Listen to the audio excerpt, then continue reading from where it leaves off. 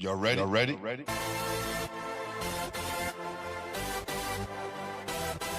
Yes. You have just stepped into the world of chaos.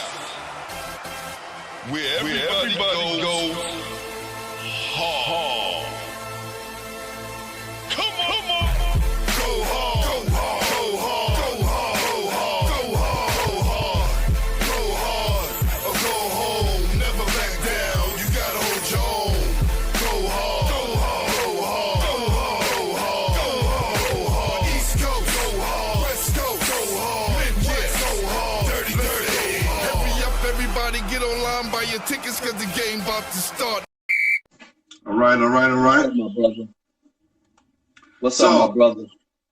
Your second year is coming around, right? Yeah, man. Your freshman year, you kind of, learn how college is, is played.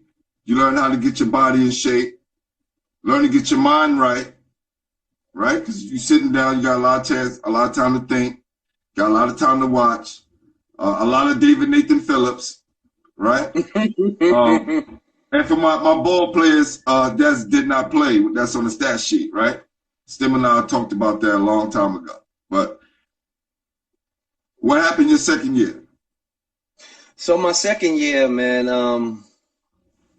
I started to really, I stayed up there the whole summer between my freshman and sophomore year. So I was working out, getting my weight up, working on my game. And, I went to summer school also to make sure that my academics was right. Only to come to find out that when the season came around that I didn't have enough credits to be eligible to play my sophomore year, in the beginning of my sophomore year. And it was horrible, man, because we had an academic advisor, and I just couldn't believe that happened to me, especially being that I went to summer school. And I went to summer school specifically to make sure that my academics was right in preparation for my sophomore season. Right. Took the classes, I passed them, I did well. And somehow or another, I was ineligible. It really led to me like, I didn't really want to be there. So, I started to think about other things, and I wanted to pledge a fraternity, Kappa Alpha Psi. So I started getting in the mindset of some other things because I just didn't feel like I got treated fairly, And so my game had improved tremendously between my freshman and sophomore year. And I'm ready to get some playing time and and I had to sit out the first half of the season. I couldn't play until January. So at that point I had started already pledging my fraternity. And I did come back and rejoin the team, and my head was gone. I was already thinking about being somewhere else. But I was focused on pledging, though. That's one thing I was focused on. So basketball was in the back burner, and me pledging my fraternity was really what was going on for me at that particular time, even though I was still on the team. But, what happened with the academic portion of it and me not being eligible to start kind of it threw a monkey wrench in what my own personal plans were when it came to basketball at American International College. So did you visit Howard University maybe during party time after you played and like, this is where I need to be? How did you end up at Howard? Nah, that's not what happened, man. My ex-girlfriend at the time was attending Howard University. Why you look to the side? Like she went to Lincoln. Right. She went to Lincoln, and she was at at Howard. And so I wanted to be where she was. And so I went down to DC, and I said, if I get a job, I'm not going back to Massachusetts. I'm not going back to Springfield. So I, got 2 jobs, and I stayed down there in DC. Okay, okay. So And then how did you get in the team? How did you finagle your way on the team?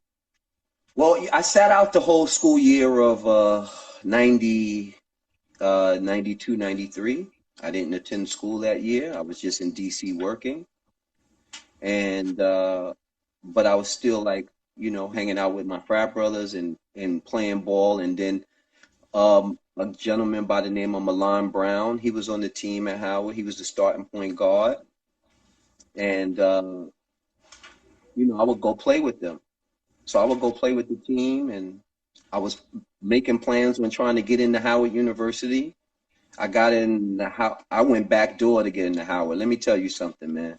Pause. I backdoored the scenario. My interview, that's not a plausible situation, sir. I know. I just had to say it. I had a great interview. In my interview to get into the school, it showed what type of university they were in terms of being able to give somebody a second chance. And knowing that I had sat out a year, I came to DC and I worked hard. They were willing to give me an opportunity to get into the school. So that's how I even got into the school. But I had been playing with the team, like pickup over the summer. I was going to the gym and playing with them. One of my frat brothers named Sean Turley, he was on the team, and Sean Turley, make sure I get on the court, because he wanted to be down with the frat. So he would make sure I got on the court. He took care of me. He opened some doors with me and then I would play with them, and I would play well. And now we talking Howard is Division I. And it's played in the MEAC, but it's a lower tier Division I, but still Division I basketball. And playing with them, I knew I could play with these guys.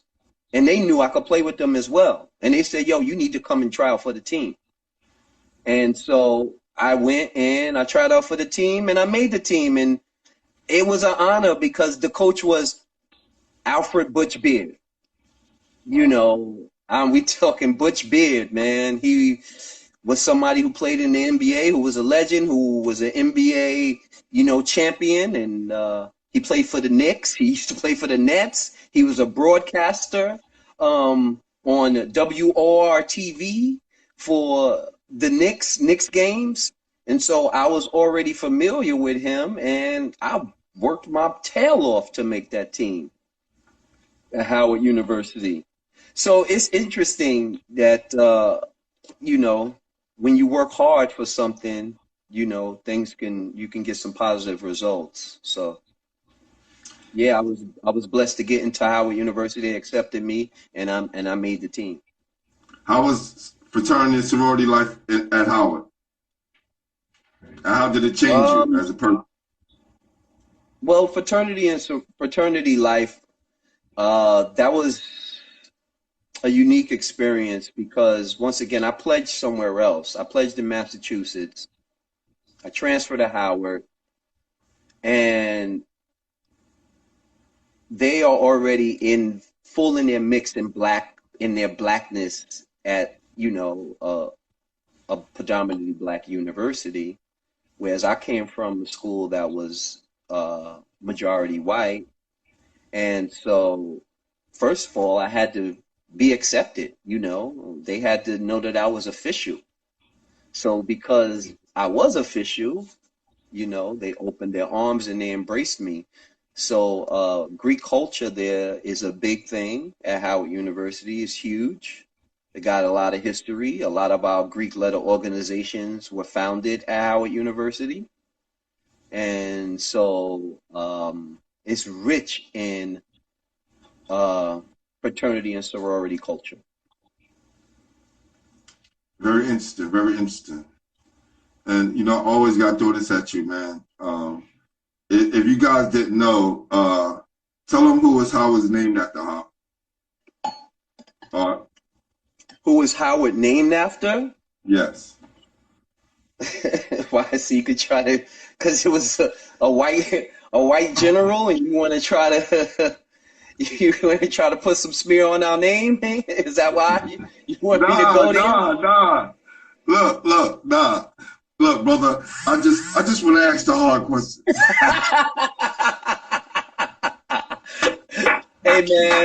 Hey man. It's not what we was named after. It's what we did, and it's what we did with the name. It's what we took and did with it. Us brothers, us black people, what we did with the name. So, listen, I went to Abraham Lincoln and Fairleigh Dickinson. Somebody's name is Fairleigh Dickinson. Yeah, excuse me. Exactly. So I mean, I know what you're getting at, but yo, believe me, Howard is very, very rich in this blackness. Please believe it. And so many people that walked that yard. I felt honored every day walking on the yard at Howard University, knowing who walked there before me. Knowing who walked there before me. That meant a lot to me. Who are some of the people that went there?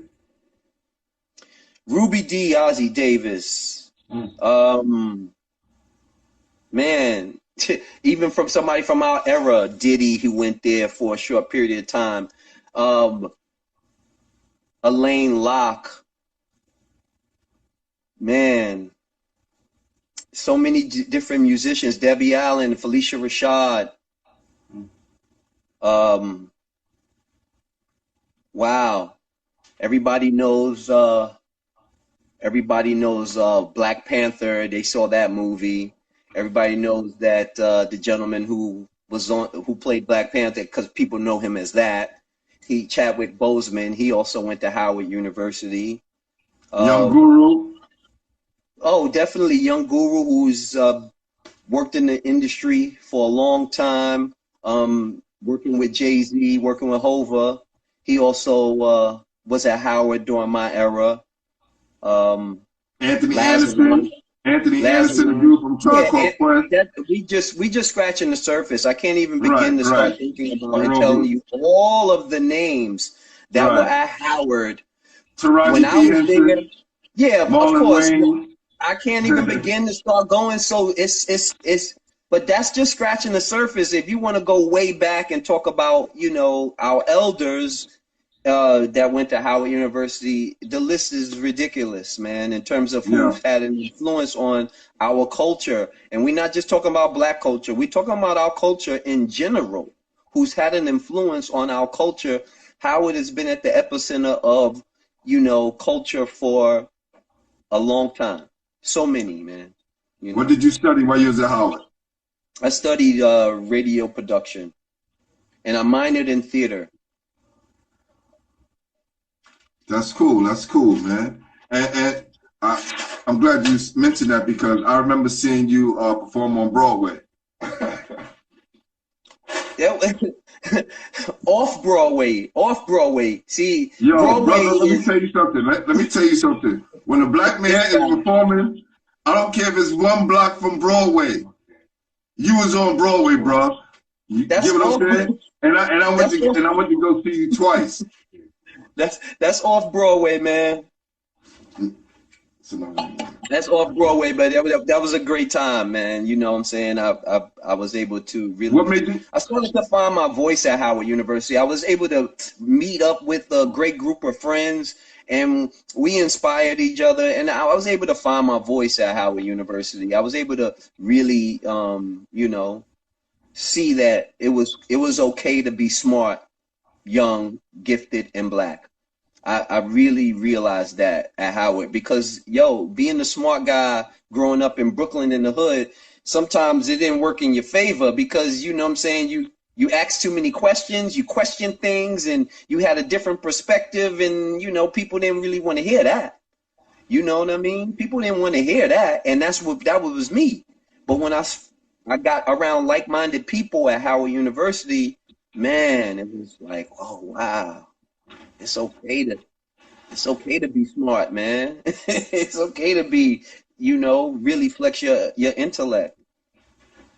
NY Reef said, after college, what made you start getting into acting?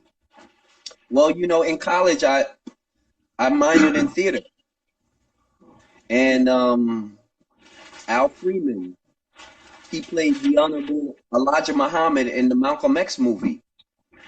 He was the dean of the theater department.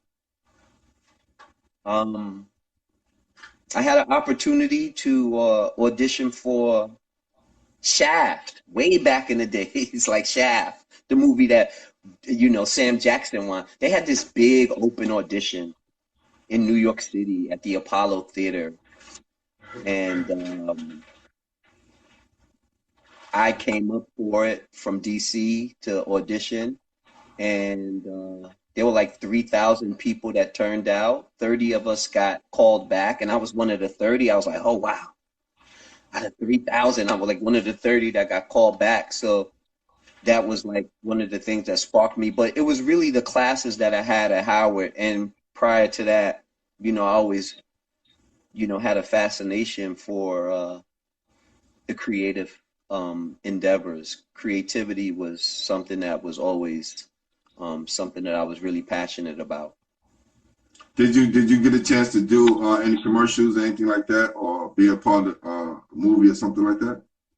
Yeah, when I was in LA, I lived in LA for 10 years, and in those 10 years, I grinded, and I was fortunate enough to get in some projects, some movies, soap opera TV, a few TV shows, independent films, commercials. So yeah, I was on that grind for more than 10 years. I started that grind in New York, and then 10 years of living in Los Angeles, heavy on that grind, man, really heavy. So you live in New York, right? Yeah, Right I'm around in the corner from the crib, right? Yep. So what made you come back to New York after living in LA for 10 years? Being a father is more important to me than anything. So my daughter's mom, she passed the New York State bar exam, and that brought us back to New York City because she passed the bar exam. My daughter was going to be moving back to New York, and there was no way I was going to let her grow up in New York City without me. So everything that I was building in Los Angeles, I had to let go and come back to New York. It wasn't career-wise what I wanted to do as far as being an actor.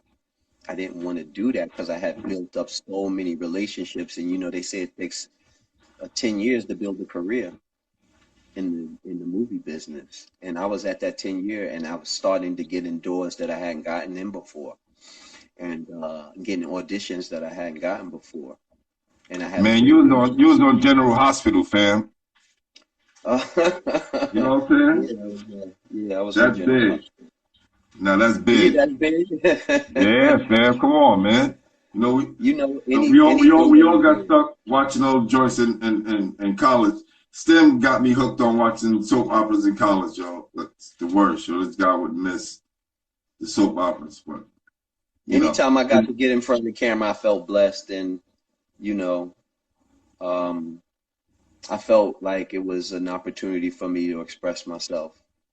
But it was in California when I actually got back involved in basketball. So after a while of staying away from the game, I got back involved in the game, and it was like full circle.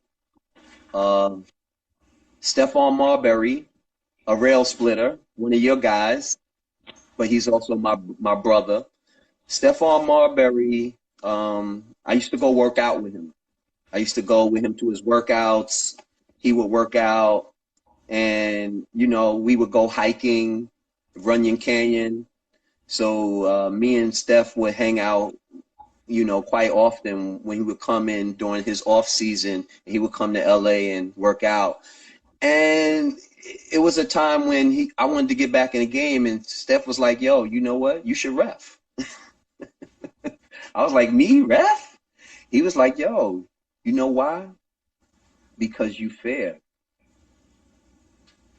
And I had to think about that. So I really thought about it, like, okay, That sounds good. You know, I am fair. I love the game, and I wanted to just get involved in the game, get back involved in the game. So I went and I took the class, and I got certified in California to be an official. And I started refereeing out there.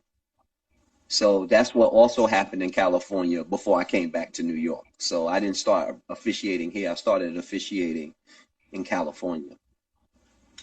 So we're gonna get back to the referee. Let's just reflect a moment on you wanting to get back to the game and missing the game. Who were some of the people that you came out watching and idolizing that kept that hunger in you, you know, and made you want to be part of the game even more?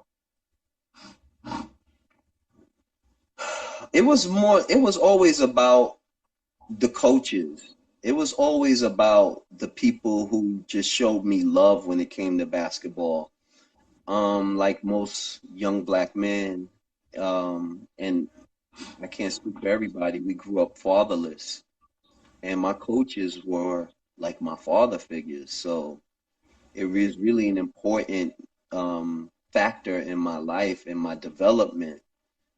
It was always that energy of my coaches, and you know, but in terms of me getting back involved in the game at that particular time, I was channeling that energy from my coaches because I wanted to like give now the same way they gave to me. I wanted to give back. So getting back involved in the game was purely from a teacher aspect, you know, from a giving back type of element. I wanted to really give back to the game that gave so much to me. Okay. So you can name some of the players that, you know, New York City Legends that, you know, you watched or saw. You know, let's give these guys their flowers, man. Yo, Glenn, you know I saw them all, man. You know I saw you. I saw them all, man. There's nobody I didn't see. Like, I grew up, I watched Mark Jackson, Rod Strickland, Boo Harvey, Pearl Washington, Lloyd Daniels. I seen them all. The Band-Aid Man, Derek Chivas. Man, I can't begin to tell you how many. I was a basketball savant growing up. I saw everyone. I went to all kinds of games. Everybody. Jason Williams.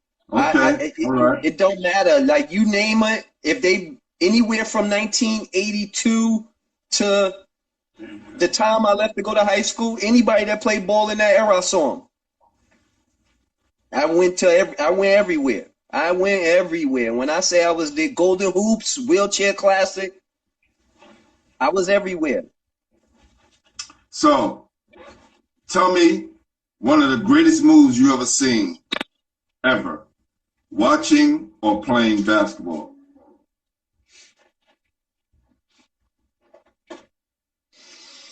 Wow, one of the greatest moves I ever saw. It had to be, man, when you mean when I was on the court? Or Whenever. You mean just in general? Man, whew, I done seen too many. I don't know how to do that. You know, Jason Williams, one time, they call him White Chocolate. Jason Williams one time threw an elbow pass. I believe it was in an All-Star game, but still, he threw a pass with his elbow. That was one of the most ridiculous passes I've seen ever in my life. And on top of a multitude of moves by so many different people. It's hard for me to really pick out one move. But Kenny Anderson, when he drugged Bobby Hurley at Georgia Tech, when Bobby Hurley was at Duke, and he gave him like 2 behind the back crossovers, know, between the legs one time, and then the spin move, and he just drugged him something crazy. That was probably one of the best moves I've ever seen as well. I might be able to put that up there as one of the best moves I've ever seen. What about Pearl Washington jugging up Gene Smith? from Georgetown. Remember Gene Smith? He was like the lockup king. And there was another guy from, I think he was from Bed-Stuy, Brownsville. They used to call him Secret Weapon. Him and Pearl used to go at it in Soul in the Hole. And Secret Weapon was dogging him the whole first half, busting Pearl ass. And I don't know if Pearl was waiting for the wages to go up on the bets, but the second half, Pearl took over. And I think it was 7 seconds left on the clock. Secret Weapon had the ball, trying to cross Pearl over. Pearl stole it, went down, threw the ball off the ground, and dunked it backwards and won the game and won the MVP of the championship game. Soul in the Hole classic. Wow, that's crazy. Yes. That's crazy. Yeah. Yeah.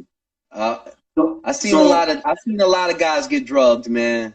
Right. You know, from playing and then as a ref. So how did you get, I know you got interested in refereeing through Stephon, right? Well, I mean, he just told me that it would be something that would be good for me. Right, but what are some of the things that being a ref has taught you about the game that you didn't know about when you was playing? Yeah, man, my knowledge of the game. First of all, I didn't know that people yell and argue at the refs so much, man. When during my playing days, we didn't yell at them. I don't remember us coming at the refs in the manner in which guys go at the refs now. You know, we didn't go at the refs like that. You know, back in the days, we respected the refs as far as I remember. But, you know, we such visual people, man. You start seeing on ESPN, Michael Jordan yelling at refs, Kobe Bryant yelling at refs, LeBron, and then it done changed the culture to, you know, and the coaches always yelled at refs. But, oh, man, that was one of the things that I had to really get used to is, like, the amount of barking at us that, you know, that the referees receive. But this is tough in New York City to officiate. You know, it's very tough. It's different from high school to the summer ball. It's different from the little kids to the pro-ams. It's tough, man. So what's the difference between summer league and high school ball? Well, in summer league, summer league is a little bit more loose. In terms of how the game is played, because we know that nobody comes to see us. So we let the kids play, we let the young men play, and we try to keep the game under control, of course. But summer is fun, man. Summer is exciting. Summer, there's a lot of games, a lot. Oh my God, there's so much basketball right now. It's way more than when I was growing up. They have way more games, and summer basketball is crazy, man. The crowds, you know, the tournaments are insane. Gersh, Dykeman, you know, West 4th ain't even it no more. West 4th used to be the tournament. It ain't West 4th, man. Right. It's not West 4th no more. Things done change, but there's basketball everywhere, every day of the week in the summer, man. It's insane. What are some of the top refs besides yourself in the city? Who are some of the top refs? Like we got to get this out of here, man, because there is no top refs, man. I mean, Zach Zarba is the top ref out of New York City. He's in the NBA. But if you're talking about in high school basketball, you know, I gotta say this, man. I mean, it's a team effort, man. There is no best referee. You know, you could blow a call, no matter how great you think you are. You could blow a call at that wrong time, and man, you the worst referee. It's a moment-to-moment thing, man. You got to be locked in for the entire game, you know. And I see my brother Nairef saying there are top referees. Right, stop it. Yeah, I know you're trying to be fair and balanced. Yo, it's been times when we be at games, or you'll be reffing, and I'll tell you, yo, fam, you carried the game. Yo, this dude didn't blow his whistle at all. Or all the calls he made were definitely questionable calls, right? And then you have some referees who get invited to the top games, right?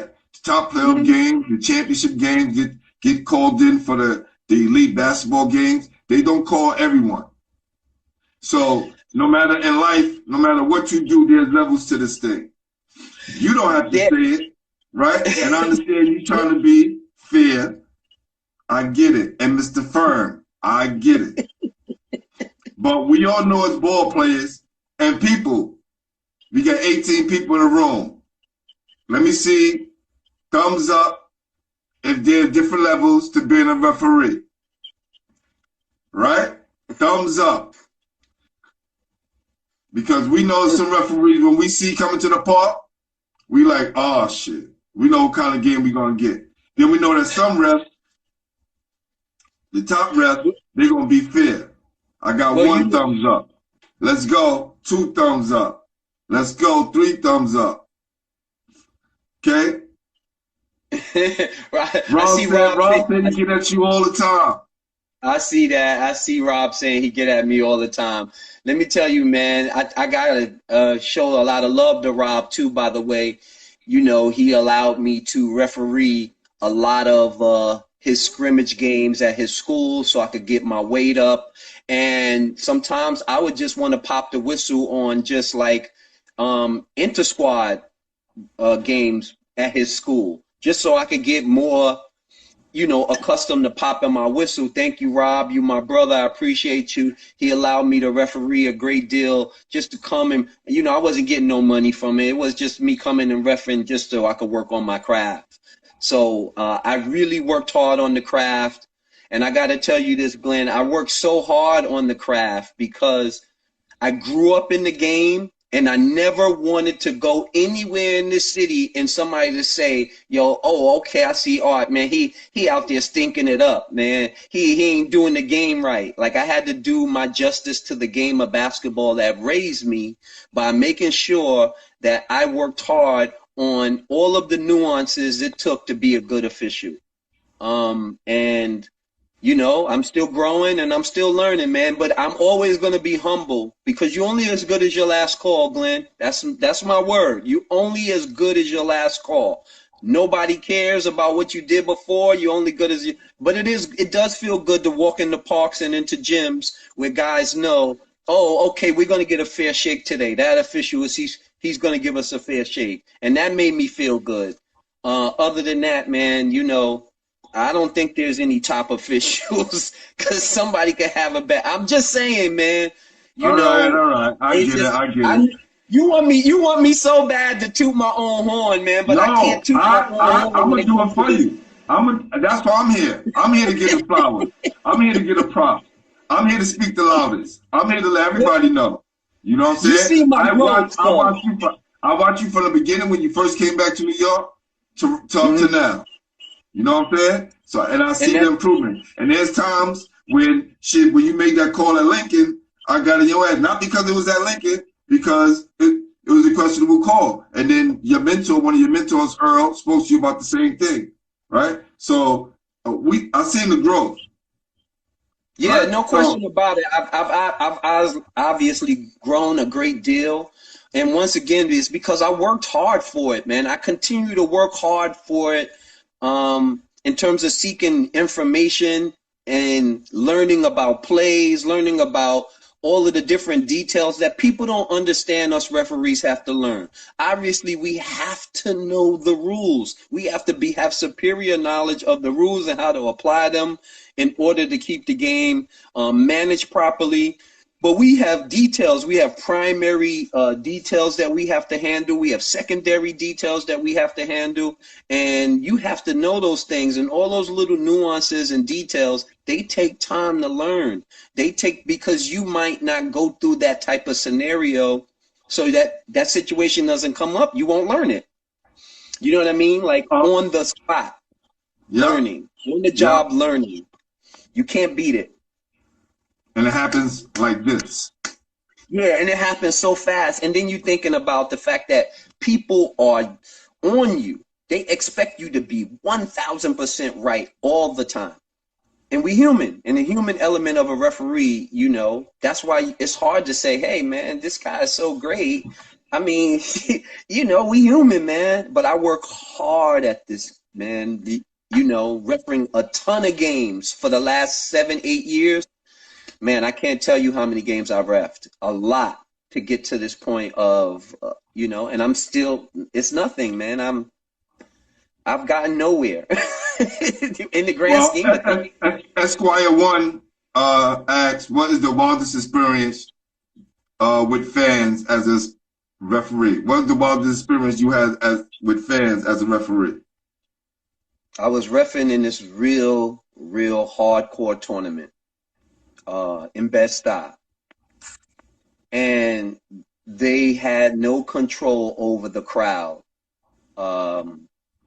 No control over the crowd. And it was crazy, man. I mean, it was crazy. It was one of those, I was looking at the clock, like hoping that the time would run out so I could get up out of that park. I'm going to keep it a buck with you. Because you had people threatening me all up and down the court. And I had too much integrity to walk away, and I didn't want to look like I was scared. I had too much integrity to walk away because I should have just walked off the court and went home. But I had too much integrity because I was there. I had a job to do. I was going to get through the game. But it was the toughest game that I ever had to officiate in terms of me worrying about if somebody was going to try to come up and hit me or something or do something to me. It was, that made everything else easier. Because you don't worry about those type of things in high school basketball. You don't worry about those things in controlled type of environments. This was a very uncontrolled environment.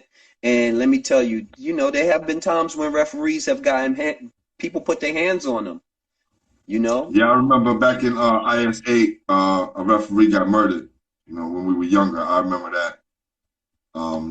That was a very unfortunate situation. Who this? Straight Grimo said, so if you've seen all age groups, what's the biggest difference in your approach and the game itself? Well, all age groups, younger kids. I'm out there managing the game, but I'm teaching. But I teach at all levels, because I just, my knowledge of the game. But I teach at the younger level. I politic with the older guys. I talk to them to keep them let them feel comfortable, knowing that, they're gonna get this fair shake. And I don't play no games with the older guys as well. Like, I stand firm, because if they see that you weak, man, they're gonna be all over you. They're gonna be all over you. So you gotta stand firm when you officiate with the older guys. And then, with the younger kids, there's always the parents that's involved, man. The parents are just insane. The parents are doing a lot. The parents are yelling and screaming and all of these things. You got to deal with the parents, but you got to, that's when because I did, perform and being an actor, I'm not afraid of the spotlight. I'm not afraid to be on center stage and actually have to deal with people and actually have to talk to people and manage people. You have to manage personalities. You have to be able to manage people. And I'm able to do that because of a lot of the training that I had prior to even reffing. So that helped me a great deal. All of the acting classes I took in acting, it actually helped me with refereeing a great deal. So you and I worked together for a couple of years, and you helped me mentor a few students, also a few ball players as well, student athletes, as well as students. How was that experience for you? Oh man, first of all, I got to thank you for helping me get into the education sphere with my job at Martin DePorres when I worked at. Shout out to my man C. Will, St. Raymond's. What up, Chris? He also a product of Martin DePorres as well. I referee his games up at St. Raymond's. Working at Martin DePorres and that environment, it was one of the most interesting times that I've ever had in my life. It was exciting every day. There was a lot of love in the building. There was a lot of love in that building, man. We love those students. You know what I mean? We loved them. And they loved us as well. But I learned a lot about a lot of hard times because a lot of the kids would talk to me about things that they went through and the issues that they had, and some from group homes and foster care and shelters and living with grandma and just being abused in multiple different kinds of ways by horrible adults and just so. But one thing I was able to do was always connect with them, and me being able to connect with them, it made life easier for me at that school. And I learned a great deal about myself, and I learned a great deal about mental health issues. I learned a great deal about mental health issues working there. Yeah, man. You look, we would go to games together to go support the kids, attend graduations, take kids out, and I just want to say, man, thank you, man. I appreciate you, man, from always willing to lend a hand, refereeing the CJ Memorial game, coming out and giving of yourself and your time and your abilities for these kids and for the memory of CJ. I just want to say thank you, brother, and just keep doing what you're doing.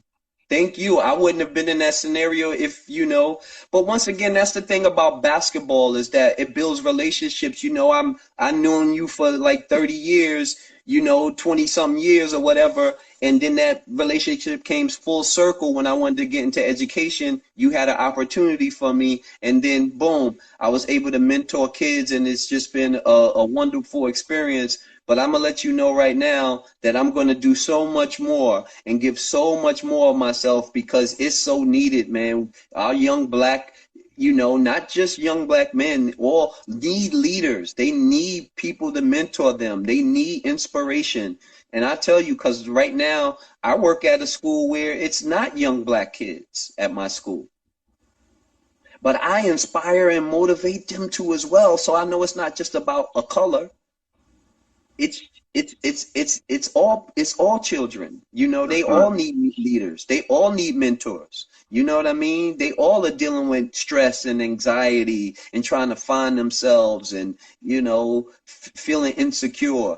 And so you need people to help them believe that they can do more than they ever thought they could. I tell them they have superpowers, and I want them to believe that they do, because superpowers allowed somebody to build a bridge and to build a tunnel.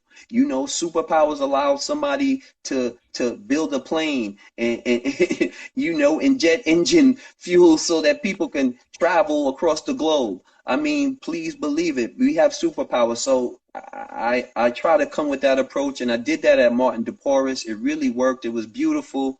I loved working there, man, and I love mentoring young people. It's a beautiful thing, and I'm going to do so much more of it, because it's going to be really needed. The mental health issues that we might experience after what's going on right now in this current state, we're going to need for some people to, give people perspective about what's going on right now. Yeah, I think like all the teams. When we just talk about basketball now, we know that mentors need to be used across the board. But I think all of these basketball programs should have a mentor program attached to it. I watched the Lloyd Daniels documentary today. For those people who haven't watched Lloyd Daniels documentary, please go to Prime or YouTube and support it. Buy it and support the brother, please. We all talk about him. We all have memories. We all have stories. We all share some of the things that he did and was proud of what he was doing when he was younger, playing basketball. But I was blessed to know Lloyd. I was blessed to meet Lloyd Daniels when I was younger, because he hung out with Carlton Parko Screen. Right. And so, it was a few times when me and Larry stemmed him, we got to hang out with the great Lloyd Daniels, man. It was an honor, man. Lloyd Daniels Please, repeat. please, I'm asking everyone. I'll be talking about this for the next week or two. Everyone needs to watch this documentary. Go watch the Lloyd Daniels documentary. Trust me. For those people who never saw him play, I had a chance to play against him my freshman year and my junior year. And when he was at Jefferson and we played for the Gauchos. And listen, please check out his story. I know what y'all heard, but it's a lot of stuff in between that, you know, may inspire some guys. And make sure your young people watch it. All right? Spread this around, just like we spread the Lenny Cook story around. And I come to so many theories about why New York City is in the position it's in right now as far as basketball and the basketball climate.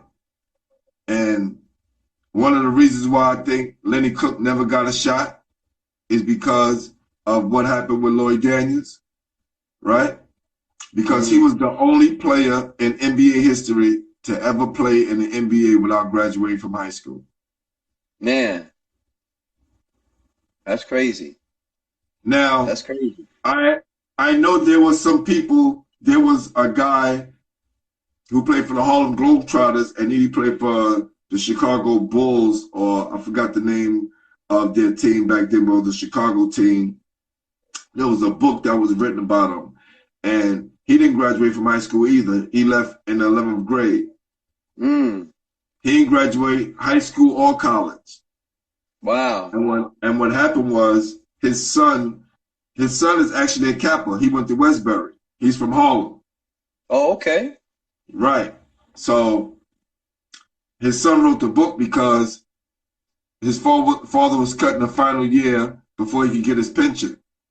And they fought and went to the courts.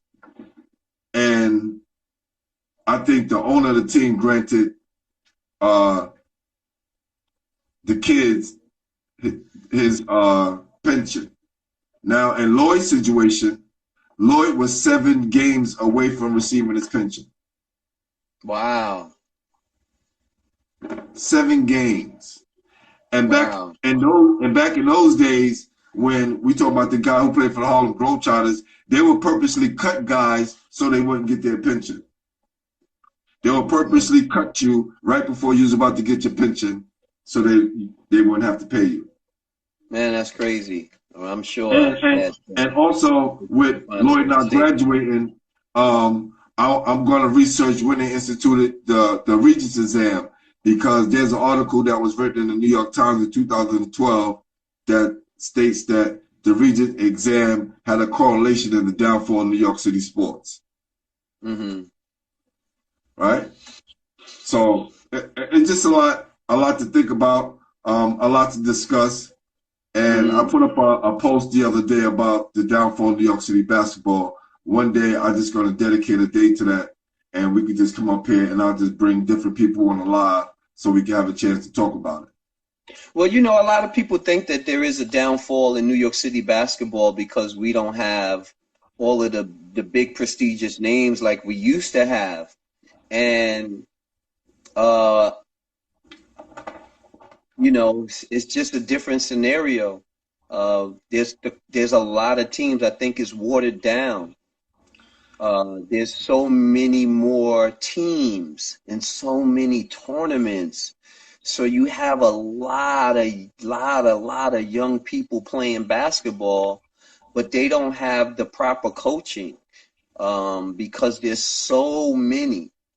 And before it was less, so you actually had to be really good to be on some of these teams, like some of these AAU teams, these powerhouse AAU teams. You had to be really good back in the days to be on some of these teams. Now there's just so many teams, and it's watered down. I think the reason why it's watered down because of the influx of money. And I use the example of the entertainers tournament, right? Straight Grimo said prep school. That's another conversation, but I get what you're saying. But the situation where you have teams and coaches and players vying for the new athletic wear, the new contract, or the new sponsorship, right? With the entertainment tournament uptown in Harlem, where it was formerly the Rucker, you had a lot of people paying for different teams and bringing different players together, right? And that involved a lot of money, right? And that brought a certain crowd, but it was still home base, right? It still had the culture, a part of it, because they mixed the rap music with the basketball. And you know how us ballers love rap music. Sure. So now you have the NBA moving in. Remember that time? The NBA was in business with EBA, and they were on television. They were EBT. They were on NBA TV once or twice a week. Right. I just watched a documentary called The Blackout. It was about that time when there was a blackout and all these players like LeBron, Shaq, all these guys were going to, be playing in the championship game. So it was definitely a lot of NBA players. But that was before the NBA got involved. The NBA got involved after that, right? The NBA I'm talking about for the business of the NBA, for the NBA, not the players. Because the players been involved since the inception of the tournament. When I'm talking about the influx of money that came after that, right? And just my personal opinion, I think they know when they pour money, a lot of money into something, the structure of the game gets watered down. And now you don't see that many good players, right? It's a lot of opportunity. A lot of people get a chance to play, but that takes away from that unique core when there was only 3 AAU teams in the city and you had to be good. And that forced everybody to raise their game up to a certain level. And if you didn't play on those 3 AAU teams, you still had a chance to go to college and do something. Absolutely. Absolutely. I mean, there's just so many more teams, but I also got to say that, you don't have a lot of vested coaches. Coaches were invested before. There was a gap of the information being passed down as well. When you don't have the information being transferred smoothly from one generation to the next, you kind of lose some of the information and you lose the structure. And so a lot of that have been lost at some point. I would say I can't pinpoint a year, but it was years where in New York City just didn't produce the same level. I mean, we had a high level. We had the Eric Barkley, Omar Cook, Talik Brown era. Those guys had it going on where we had so many different great players coming out of the city. But, New York always still produces a lot of great players, but not the heavyweight names like we used to. Listen, I think now that you got a lot of men of color in position of power right now. When we was coming up, all the coaches was white. All of our coaches was white. And I'm not making this a black or white thing, right? Sure. I'm just saying that I think now that we have come up in that system and now a lot of us are coaches and are in position of power, we should be working together more to make things better. And everybody's on their own separate island thinking that's going to make things better, right? And I think with us being in position of power and having the positions that we have in basketball, I think we need to take advantage of this time and come together more because, look, this coronavirus, SARS, whatever you want to call it, has slowed everybody down. And if we don't regroup and get our things together, and especially what's going on out in society, right? With the clashes with the police and everything, right? The social injustice. If we don't come together now, I think we'll lose it forever. And this is one of the reasons why I want to, do this podcast. Yeah, no question, man. And it's a good thing that you have this podcast, and it's actually a good forum for people to just come and chop it up and talk some basketball, but also at the same time, you know, because of the nature of what's going on in the world, we're going to always talk about some other things as well. And so there is always that social and political aspect to everything that we're involved in. And so we need to definitely always have unity. We always need to come together. We always need to talk. We always need to organize. We always need to mobilize. We always need to plan. We always need to, you know, strategize, things of that nature. So we always should be coming together. We should organize. It's something that, you know, I realized in my years that some people they just don't really have that gumption in them to want to be involved in things like that. They think that, oh, it ain't gonna change. What can I do? I can't do nothing. Yo, man, y'all go ahead with that. But hey, I have a different thought process.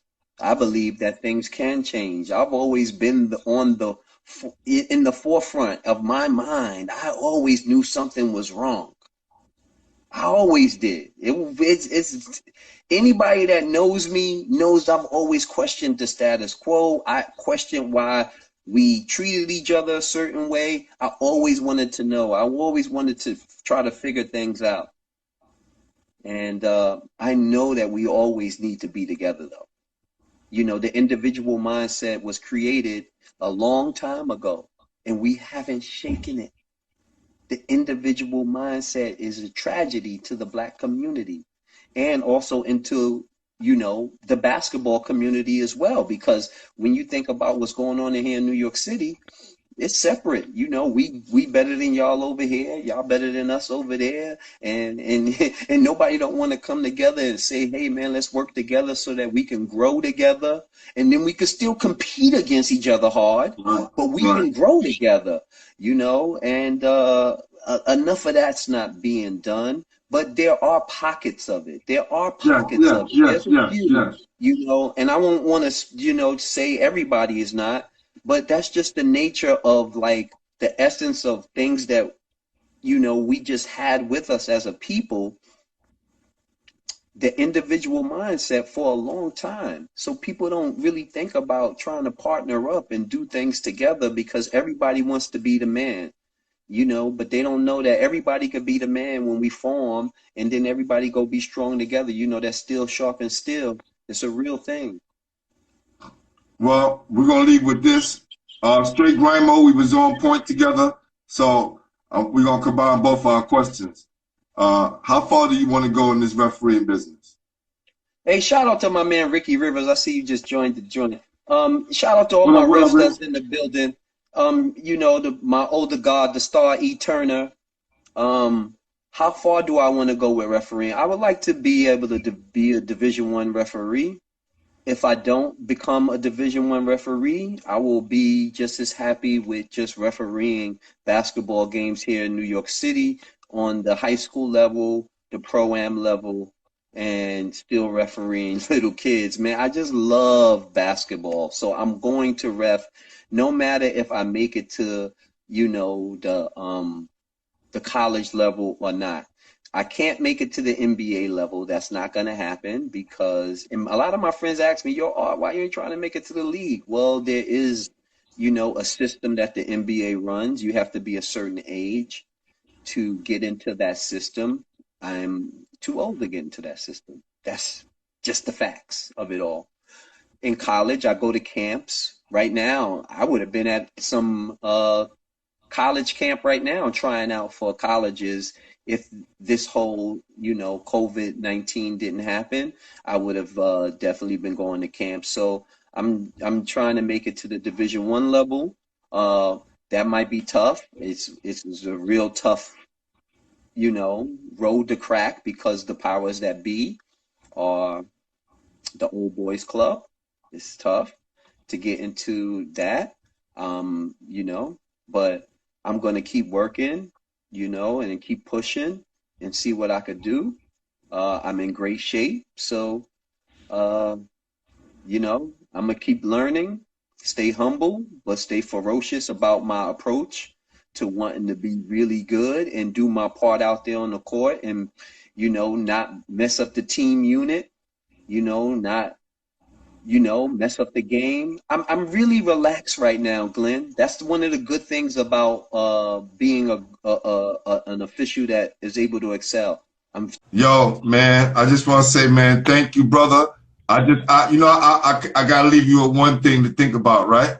So, to all my people out there, I'm waiting for some more people to come on. You know, I gotta show you. So we're gonna put this all in, you know, in a frame for you. You know what I'm saying? Oh, okay. You know what I'm saying? All right. I see that. Nice. Right. A little mural. I love it, man. Thank you, brother. Yeah. We're gonna package it all up soon for the people. You know what I'm saying? Thank you, man. Right. I And make sure appreciate you that. straight on that, brother. You know what I'm saying? Oh, yes, sir. My man Jamel Powell, another MVP cat. You know what I'm saying? Yes, sir. A lot of us came through MVP.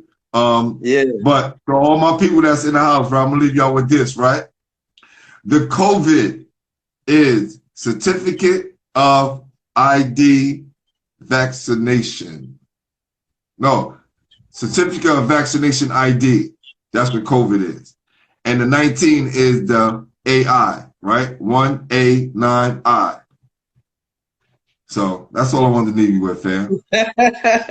so that, you know, and then people that know COVID in Hebrew is Kobe. So the Kobe death was the trigger to all these things that's happening right now. Right? So all this is a well thought out plan. Sad that a lot of people lost their lives. We got a lot of people on the front lines right now who lost their lives by the hands of injustice. But we want to stay strong, make sure we staying firm, right? I'm doing Juneteenth, that's June 19th, and I'm going to participate July 7th, which is a day where people of color not to spend any money because we spend over $3 trillion in this country alone. $3 trillion. We have a national debt, I think maybe it's like 20-something trillion now. And with all this money that they gave out, it's probably like 28 trillion now because they just gave away 2 trillion, right? To everyone in America, and most of it to the corporations. So that's all I want to leave you guys with. Leave you guys with some education. Great interview, Arthur. Appreciate you, brother. Thank you, sir. Salute always. Thank you, sir. Oh yeah. Right. I see the older guard P Funk just joined us, man. I gotta shout him out, man. Let me tell you something, man. I want to shout out Pat Alphonse as well, because he's been helping out a lot and getting a lot of people on board. And that just goes to show you, you know, that Grady and Lincoln guys can work together because it's bigger than that, you know. That's right. Even though I still think the title "School Around the Corner from Lincoln" is good. Nah, but on the real, you know, I appreciate my brothers. Yes, sir. For always showing support, no matter, you know, what I was doing, whether it's basketball, whether it's music, whether it's, you know, coaching and doing this podcast. So, you know, man, salute, brother. My guy, man. P-Funk is my guy. I love him, man. He's done so much for me.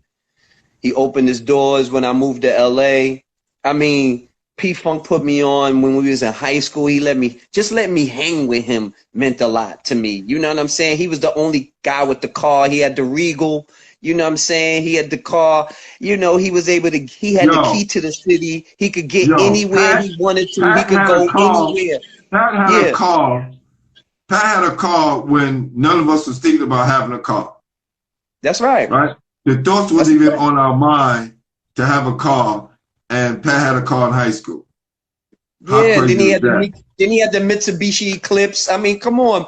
It was only the 2-seater, so he could only roll with one dude. You know what I'm saying? He wasn't ever rolling deep nowhere. It was just him, and maybe that's my man right here. You know what I mean? And if you was able to be on either side of him and you could get in with him, then you was good. You know what I'm saying? So I was lucky and blessed to be able to roll with P-Funk, and he let me come hang with him, and it opened some doors for me, and I was able to meet a lot of people, and he opened a great deal of doors for me. He is the plug. He's always been the plug. He's always been the guy that knows everybody. He is the plug. He is plug numero uno. You know what I'm saying? And thank God he allowed me to roll with him, and he opened his door, and that's my guy. I love him. That's my brother. And, right. you know, he's still supportive of me right now as a referee. He's at games, you know, and I referee women's basketball too. You know, the Rose Classic, that's one of my, I love the Rose Classic. Shout out to my sister Nicole. Shout out to Anton. Shout out to Auntie. Shout out to Gavin. I love the Rose Classic. You know what I'm saying? Shout out to Silk. You know, the Rose Classic puts so many young women from New York City in the pros and in college basketball. You got to have some of the females come here. You gotta because right now in New York City, the girls' game, they're getting busy. The girls' game is getting busy in New York. You know what I'm saying? And one thing about the girls, a lot of them are going Division I more than the guys. They are. Going to way more better is involved in the game heavy. On that side, Patrick Alphonse is involved in the game heavy with the women's basketball, man. You know what I mean? He got a lot going on. He travels all over the country, you know, with tournaments for women. So, you know, but anyway, I know we was going in, but, yo, P-Funk is my guy, man. He's been the man for a long time, man. That's right. So, yo, make sure you guys tune in tomorrow. We got the legendary coach, Ray Haskins. Please, everybody tune in. Tell somebody. Let me tell you. If you didn't see, go on YouTube. There's a game between Alexander Hamilton and Ben Franklin from Philadelphia. Trust me, the game is like 20-some minutes long, but you're going to see some things that we haven't seen in a long time in high school basketball. They had Beetle Washington. I've never seen him play until that video. He was a killer. Then you had Jerry Ice Reynolds. He had 26. Yo, he looked like a man amongst boys. You had Carrie Scurry. You know how Moses get the rebound and swing his elbow? Yes. I see where he get that from. Ed Davinder was on the court. Joe Green. Like, it was so much talent. Andre Irvin. Crazy. So please, go home tonight. Well, if you're at home already, go to YouTube, watch that game. Trust me, it's going to be a joy. And I'm having them here tomorrow, so make sure you guys tune in. Yo, Ray Haskins, when he gave me the thumbs up, and when he seen me, my growth as a referee, I knew I was doing something right. Because Ray Haskins is the man. When he told me that I was going to something, doing something right as a referee, I felt so good. Yo, Ray Haskins gave me the thumbs up. Oh, I must be doing something right. That's the man, man. I'm definitely tuning in tomorrow. He had 24 guys on his team. Listen, Jerry Ice Reynolds, Beetle Washington, Andre Kibler, Devil Dog, Joe Green, Ed Davinder, Andre Irvin, right? And there's probably some more guys we're not even naming. All those guys play Division I basketball. It's like 8 guys. That's crazy. And I know there's more. I'm sure. That's the guy right there, man. Yo, thank you so much for this opportunity, my brother. No doubt, brother. Love you, man. Salute. Love you too, man. All right. Peace, you guys. Peace. One.